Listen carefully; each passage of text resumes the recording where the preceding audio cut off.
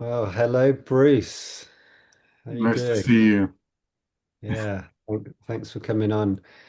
So I set up this call with you so we could explore a bit your journey with transformational connection, and yeah, you've done your facilitator training and on the SAS. You did that online, and you've you've done much more than that actually, and you're quite a veteran of the transformational circuit, I would say.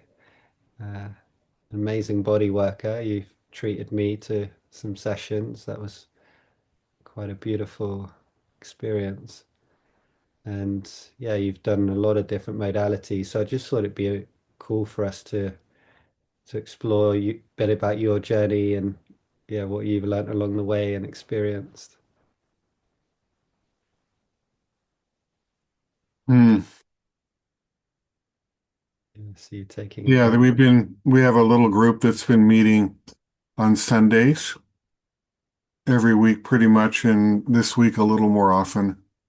So it's a legacy, even though it's been quite a while since I did those trainings. It's continued, and right. so it's bringing up for me the challenge of showing up in the moment and being live rather than, which is kind of like what this call is. Yeah. Rather than kind of phoning it in from a distance. So that's really what the impact.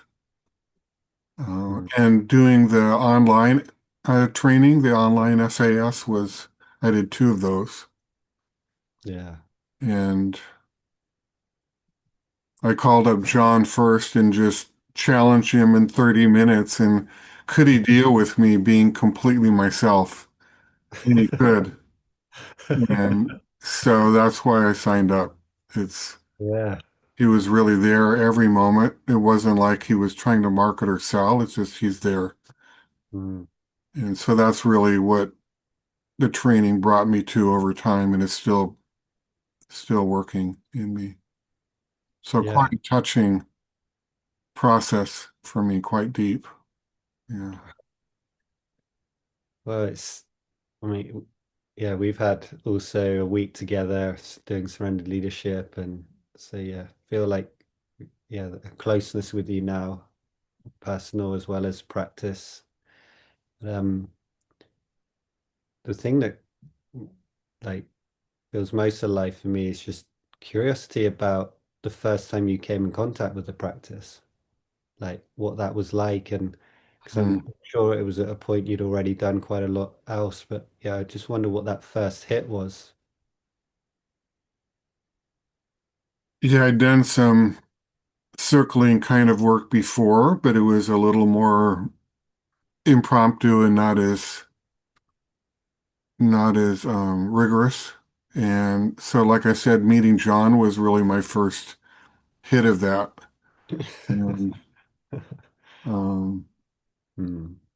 over time, it's hard to remember the first time because it's kind of like each moment was new, but just getting a sense of the capacity to be with whatever there was, Hmm. and then feeling changes in my own life and experience from being Hmm. felt and seen. And so, yeah, what was new was bringing embodiment into relationship because I'd Hmm. done a lot of work before in various ways to be embodied in myself, but to bring it into relationship, even now feels unexpected to be with not only the other, not only myself, but being able to include both. And even right now, that feels strange and like an unexpected, like opening a new vista to be open to you right now, to be open to what the moment's bringing. Yeah, it's very well said. I remember that also, just like, oh, wow, this makes total sense, and I'm in, but oh, it's a lot. Um, Yeah, and you say about right now, I was wondering how that is for you, 'cause I just notice a lot happening in my heart. Hmm. Yeah, just even right now, just showing up to my experience and being with it. Do I talk first or do I tune into my experience first? And I'm prioritizing my experience, which is being in an online SAS. I didn't have the usual cues that are there when you're in person with people. Mm, And it was during the pandemic.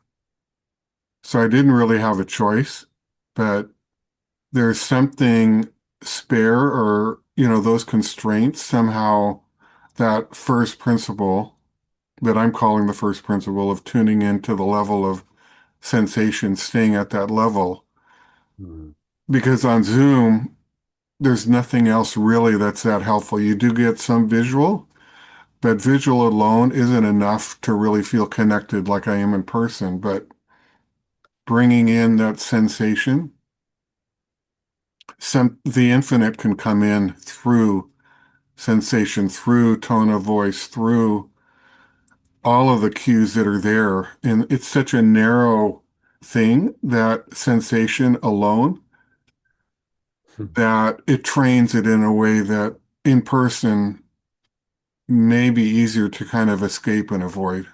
So I've valued that ability in other trainings I've done since where that's not really in the foreground.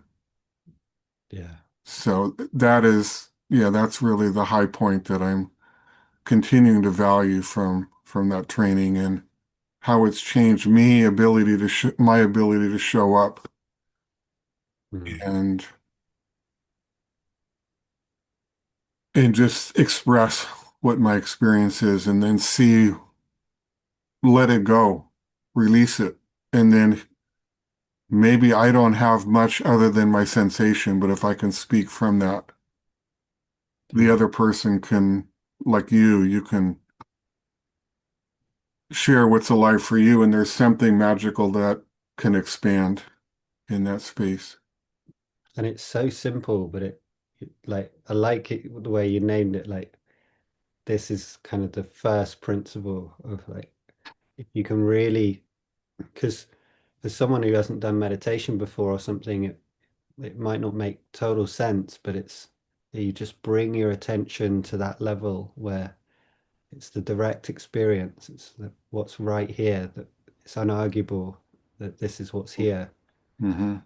And what that does in relationships, and it's so surprising. I remember even after a few years of leading the practice, I was in a call with someone and they just said something like, "Oh, I feel my belly rumbling." And it had such an impact on me. And I'm like, how does that work? It's like someone just shares their direct experience, and then suddenly my direct experience opens up and becomes more subtle. And like you said, the infinite comes in, or the sense of awareness increases. It's such a like that the universe or spirit or whatever you want to call it created that between us, or that we can access that between us, is so beautiful. Hmm. Hmm. And then that takes to the surrender leadership as a next level where something larger can come in beyond my awareness and your awareness, a kind of a third principle can Mm. show up even in, just two people, but especially when there's more.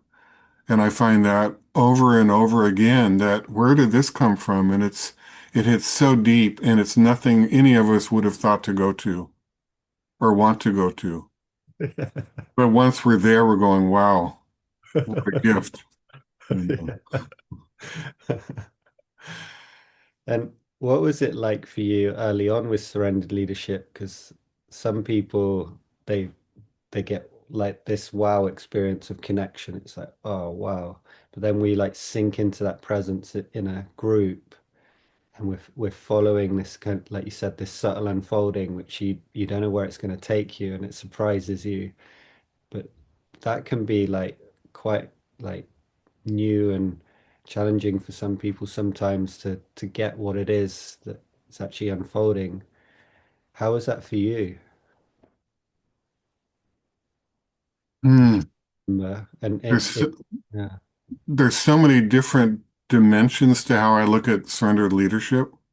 The most challenging one is when I'm there to lead or facilitate the group, and I find that when someone else is in the like the center of attention, they're kind of being vulnerable, and I'm also vulnerable, but less so.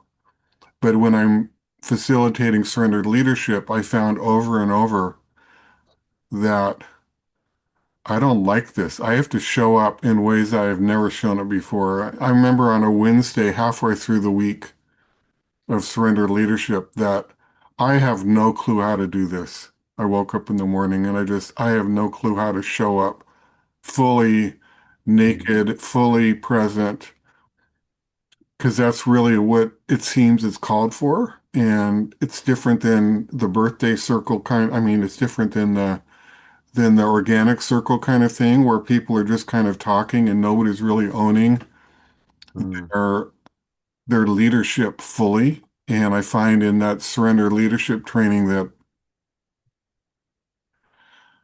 if I'm really going to show up fully, it's the group is going to mirror back wherever I am. And it is so disconcerting to see how precisely my own consciousness is outpictured in the group. It's very disconcerting and yet very precise. So that's where the SAS opens into that space of, and yet it was more than a quantum leap. I think I did both are quantum leaps during the SAS and then surrendered leadership. But I think mm, it was even more of a quantum leap for me to do the surrender leadership because of that gap between in a regular group, mm. everybody's contributing something and I can kind of fit in and not risk any more than anybody else does. But in surrendered leadership, I'm the one who's modeling. And to whatever extent I'm willing to show up or not is what the group is going to do. Right. Like Yeah. that. And yet it's incredible at the same time if I can really own it. It's also the polarities that happen as well. Like the I love this thing where I see a leader, step into leadership and maybe they're early on their journey. And it's like there's a movie Total Recall where there's this moment where you don't know whether the the lead hero has gone into a simulation and the simulation started, or the simulation has been stopped by the police coming in. So it's like, what's going on here? And I see that so much for the leader. It's like, is this coming because of the context I set, or is what's happening because of what I didn't set? And like, and it's like the groups both mirroring back, but they're also coming into polarity with the parts of our experience of reality we don't include. That just starts to come, and you're dancing with it, but it's happening to everyone else at the same time because they're also taking leadership, and yeah, such a dance. Yeah, I think it's quite unique the way you folks work because there's a sense of surrender even in your lives as you're leading and strategizing and what are you going to do next. I sense that aliveness that I'm not part of a static group or company that's just this is who we are and we're teaching. It's you are receiving and giving in, giving up and showing up with what is there and the rest of us are part of that. So it's quite unusual. I don't know that I've ever been around a group, Mm, a training like that where it's so dynamic. right. Yeah, and I mean, it's always been the thing why we started to lead this, that the practice was as transformative to share with others. But that kind of going into that surrender and not knowing what's going to happen, and the circle could be about my own difficulty to own my own triggers, or and has been, and yeah, and the whole thing can be questioned, and Can you I say more about that? The whole thing can be questioned. I mean, especially like in the more intense circles. We had one in the festival that there was like 100 people, and it was revealing a tension between me and John, who were co-leading, that wasn't just like, you know, a little tension between friends. This was like the foundation of the organization, the foundation of our partnership was bubbling up as we're in this big circle. And but at the same time, the circle isn't about that. It's not like a therapy, like, oh yeah, this has come up, so let's work with it. It's like, no, we this is coming up, but so much else is coming up at the same time, and navigating, and it's like the practice and the culture of the practice, which are slightly separate, like cultures can arise that can move away from some of the principles. So they're all getting kind of seen and witnessed, and new people come in and like show us things we hadn't seen before. People who've been yeah, like you've been leading for years can see new dimensions or bring in some of your experience. So it's like the practice itself is kind of self-evolving all the time. But there is obviously some kind of form, because we seem to be able to recognize, like me and you, if we saw 6 different circles, we'd probably both agree that one is the surrendered leadership one. But in another way, it's not obvious, or to, yeah, if you've not done the practice enough to know that, like, because it is so dynamic and unique each time.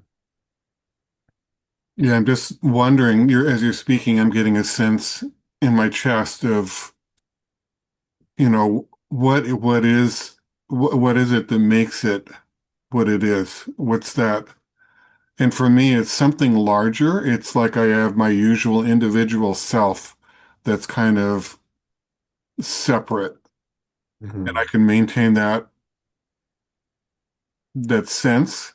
And when I'm in something larger, that's my perception is it's no longer me constrained. I get sense of like, ooh, my space is no longer just me. I'm feeling you over there. I'm feeling another person over there. Even on Zoom, Mhm. I get almost spatial sense in my body of, what's going on in me. And that's the other unique thing through the SAS is, and I've seen several people who've done it 3 or more times online, the training over and over. And this particular person I'm thinking of is sitting there and able to do things that don't make any sense. Like they can tune into somebody who isn't making any facial expressions that give enough clues, and the person is getting images, and the person said that's exactly it over and over. So it's like doing an SAS 3 times. I mean, there's levels of skill that are not marketed or talked about that come out from these principles when they're practiced in a rigorous way. Yeah, well, that what you're talking to there is, we called it the SAS a little bit. There was a little bit of humor in that, like, that's an elite kind of military team, and but but it was the serious part of it was when people are present like this together, and there isn't. That's the that's why it's surrendered leadership. It's not like you're learning to lead from your ang while owning your anger, or someone else is learning to be vulnerable while they're leading. It's like, no, no, no. We're like being present. We're going to see each time what is getting tapped into. And maybe one time you're getting in touch with anger and you want to lead from it, but no one's going to like facilitate that for you. You have to lead the process you're in. But the process supports you somehow, like you said, this bigger context suddenly you can tap into that's bigger than what you thought you were coming for, and then that guides you and surprises you. But it's but the way people wake up in that and what they start to do, that was what the this, you become like a special team, you know, in battle, like, yeah, someone does something strange here and someone does this, and then someone owns their experience there, and then someone comes in with a very truthful perspective. Someone challenges the whole group, someone withdraws but owns it, and it's all kind of, yeah, it's like a little squat team or something. Like, yeah. Mm. Yeah, I'm just enjoying listening to you describe the different aspects of it. And so just sensing now there's some space around my head that I'm valuing, a sense of something there. I don't know what's coming. I don't know what it is. And I can't usually talk about that in regular conversation, but here I can. In this kind of training, I can. And now I'm getting a sense of what this is about. There's a sense that I brought in yesterday in a conversation where I my head was dealing with a challenge and in this conversation, and instead of trying to think my way through, which is what I learned growing up with two parents who both went to UC Berkeley and got their doctorates, and so you answer every question with intellectualization and thinking it through. And that's not what I did. What I did is I just dropped into that first principle. I like calling it the first principle, Yeah. in the sensation. And I just said, well, what feels like fun right now? What feels like joy? Or as, you know, Mm. there are people, Bjarta, who who teaches, intrinsic pleasure. And so somehow Yeah. what feels like intrinsic pleasure in this moment, which to me is kind of another way of looking at what you're teaching. Yeah. And I followed that without knowing or being able to even predict or forecast where this was going to go if I followed this. And I left feeling humbled and Mm. innocent. And so there's things like that that don't come from thinking things through, that come from just showing up from that Mm. place of not knowing, but from sensation. Mm. Again, the thing I noticed being with you and enjoying it, how you describe that it's my heart. It's almost like on a subtle level, it's trembling a little. Yeah, that's exactly the feeling for me of surrendered leadership when I'm facilitating is that trembling. And Mm. can I be innocent in that trembling? Can I drop the part of me that wants to push and be in control and in charge and know what I'm doing? And usually I can't, but if I stay with it, something comes that's bigger than me that knows something more than I do, and I can just show up and feel and let that trembling be something that I drop into, like a funnel, like just dropping into the funnel. And there's a narrowing and a safety that comes from just letting that trembling Mm. be the guide in a sense. Yeah. Yeah, it's kind of mysterious in a way that a tremble can lead, but I know exactly what you mean, where you're tuned into that sensation or that way of it, that embodied, and somehow it just guides. It's intuitive, but it's actually quite simple as well once you practice And it. then there's a wholeness that comes in from somehow letting that be the doorway to surrender, that trembling, instead of like, oh, something to protect against, but letting that be the guide, letting that be the compass. And then there's something else that comes in and belonging, things that we don't tend to feel in this Western culture. Suddenly belonging becomes everywhere present. Yeah. And sometimes in the most, like you said earlier, the unusual place, like someone's getting in touch with despair, but then there's the group starts to kind of get touched by it and meet, and suddenly it's allowed suddenly to be there, and then everyone starts to go into this field of despair, but it's no longer being resisted, so it's not the experience you would normally associate with despair, and everyone's in that resonance, and it becomes like a deeply touching, meaningful experience to be with that level of what would normally be quite a distressing emotion. Yeah, you've And gotten into this secret place in my groups that I meet with now regularly is despair, grief, sadness, and joy is really it's like the other side of the same coin. Once those are welcomed, it's like joy is inevitable. Belonging is inevitable. But who would have thought? yeah, it's I love the way you said that. Oh man, well, being with you now, because it's been, I don't know, a year maybe since the last time we practiced together, but there seems like something fuller or something, yeah, like you say, you've been continuing your practice. Does it feel like something's clarified or kind of come through? Yeah, it's so the surrender leadership is about showing up. Well, actually, I'll back up to the SAS, the online SAS. Starting there is about beginning to trust my experience. Hmm.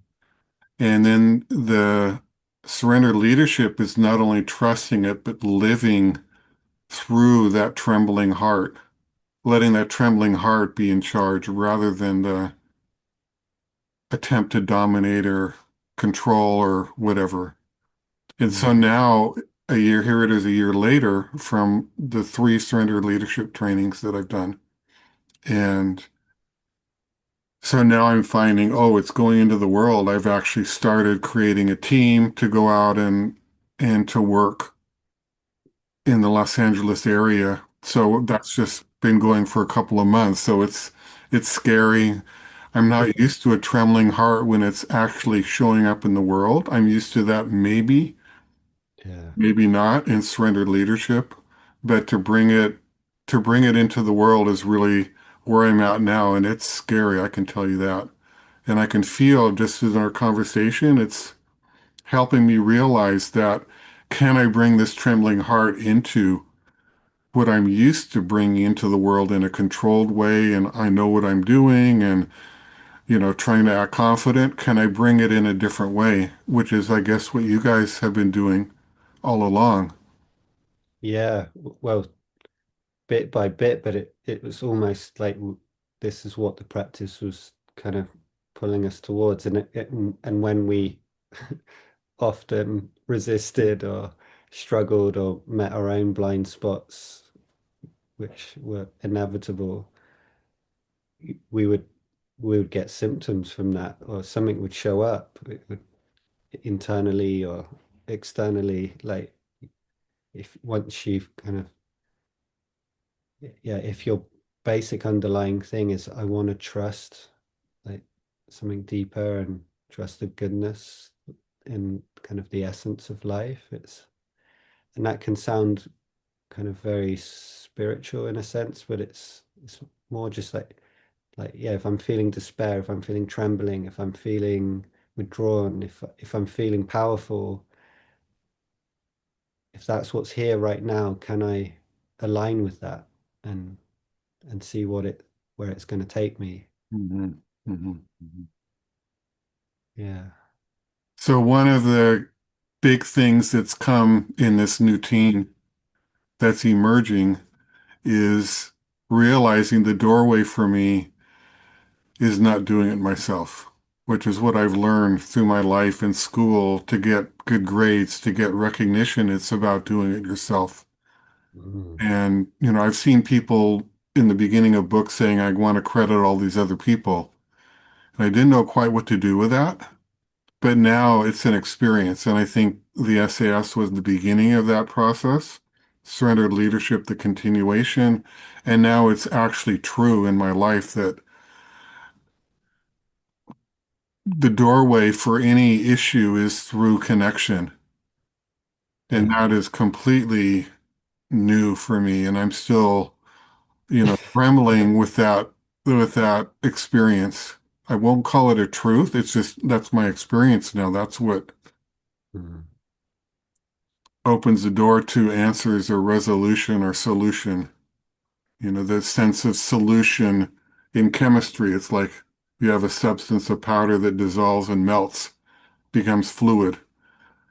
And that's kind of what I experience when I'm alone and trying to figure something out. I'm like the powder. mm, mm. Yeah, and hearing your journey, it's nice to hear because there's something about like trusting your experience that at first, yeah, you're doing a practice, and I remember being mesmerized by the practice and what could open up, and I was just doing, and then it's like, oh, the practice can actually get deeper if you do start to lead. So then you start to lead, but then it's not like you've learned something and then you go and like, I reminded like a swimming teacher, you swim well, so then you stand on the side and you tell other people how to to do the swimming, and you're not swimming, but actually that this in this practice it's more like, oh no, my swimming can actually get even more deep or more aligned if I lead because I'm even more swimming then because I'm even more in it. But Mm-hmm. then there's a moment where you're like now you're like, oh, but now I can lead others that are also bringing it in the world. So now you've taken another step and you're kind of bringing that into an organization of, yeah, that's going out there and then bring, yeah, the, how you get tested and bringing that and how the world responds. And it's like, but it's the practice is deepening. And so that it's like the practice keeps Mm-hmm. taking you up a stage where you're having more impact in the world. But that's, yeah, going deeper into your process.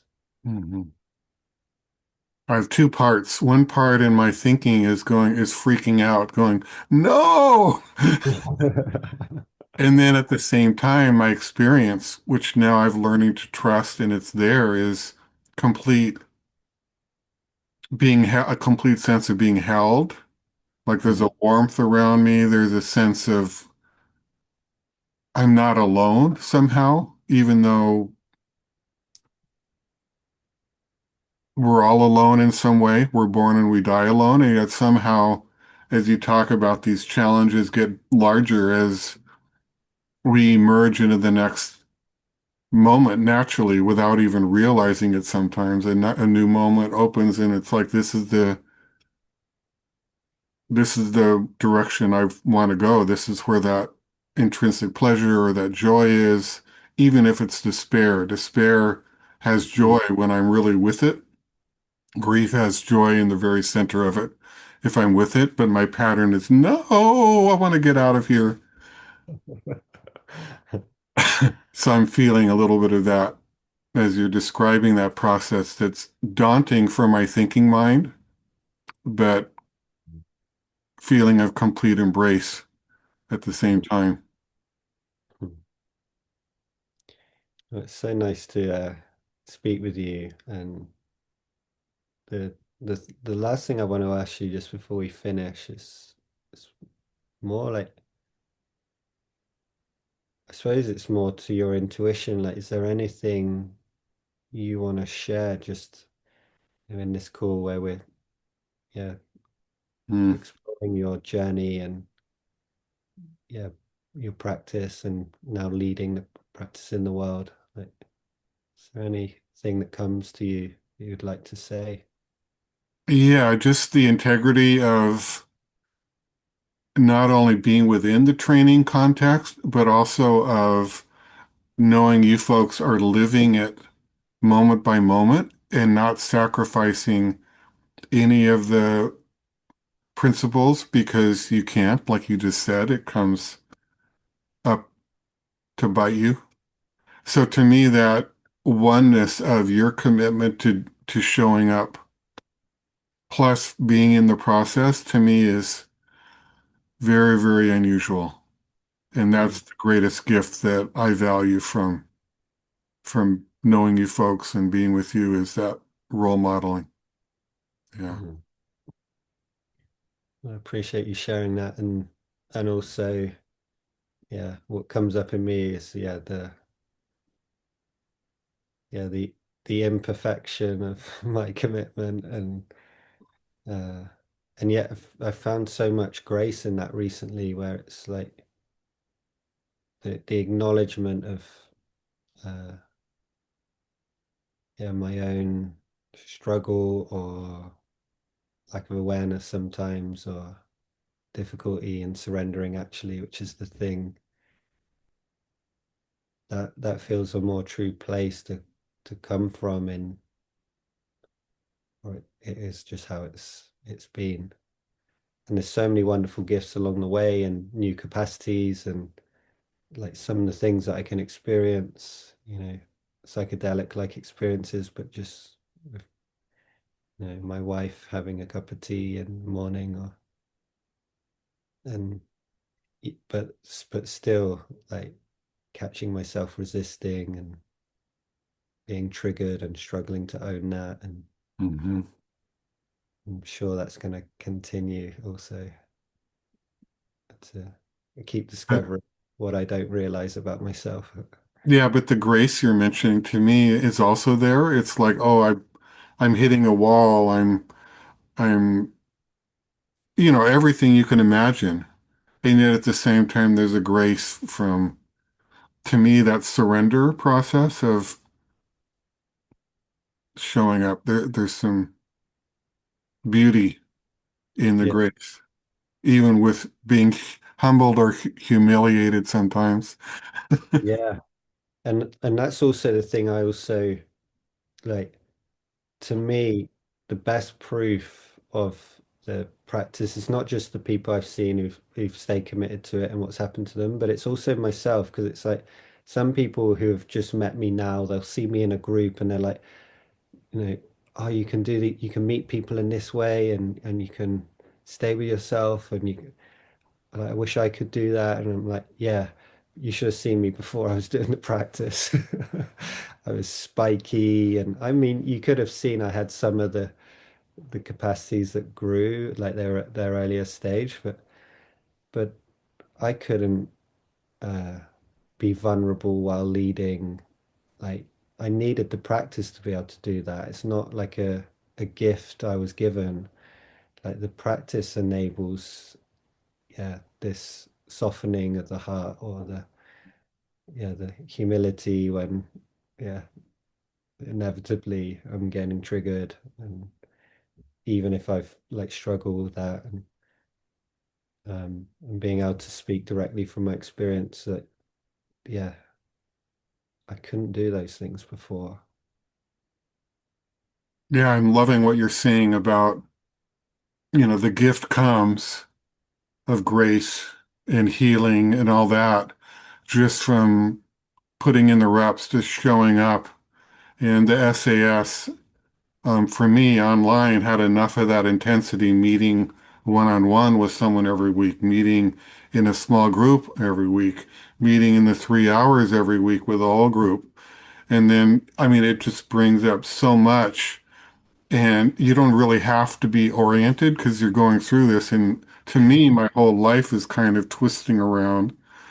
And I'm in, I don't know, a cyclone, a tornado, a storm. Like, who am I? What's happening? And yet, Hmm. the process itself has its own central pivot point around which it's operating, and it somehow brings Hmm. me home. And then I'm able to show up in that home I can share with others.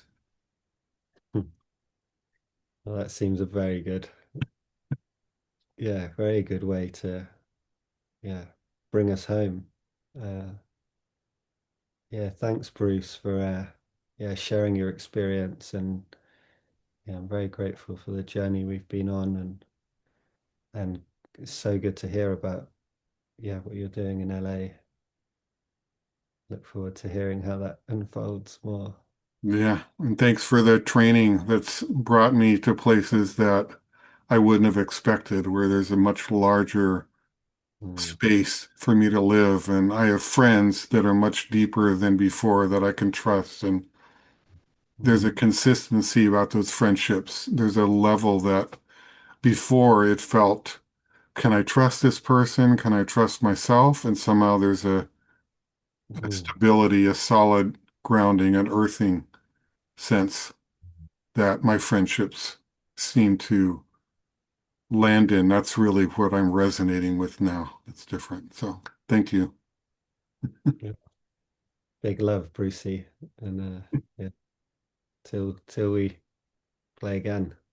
Sounds good. Thanks.